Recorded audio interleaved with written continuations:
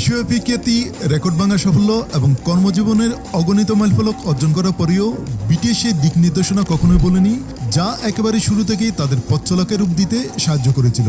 Stadium tour এবং আন্তর্জাতিক পুরস্কারের অনেক আগেই একটি সাধারণ উপদেশ এমন একটি শিক্ষায় পরিণত হয়েছিল, যা সদস্যরা তাদের কর্মজীবনের প্রতিটি পর্যায়ে সঙ্গে নিয়ে চলেছেন। বছরের পর বছর ধরে বিশ্বব্যাপী স্বীকৃতির সাথে আসা চাপ সত্ত্বেও সে বার্তাটি দলটিকে মনোযোগী, বিনয়ী এবং তাদের উদ্দেশ্যের সাথে সংযুক্ত থাকতে সাহায্য করেছে।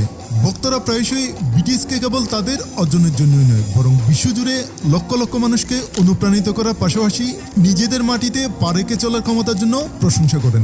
এই গল্পটি আমাদের মনে করিয়ে দেয় যে সাফল্য প্রায়শই জীবনের শুরুতে শেখা পাঠের উপরেই ভিত্তি করে গড়ে ওঠে।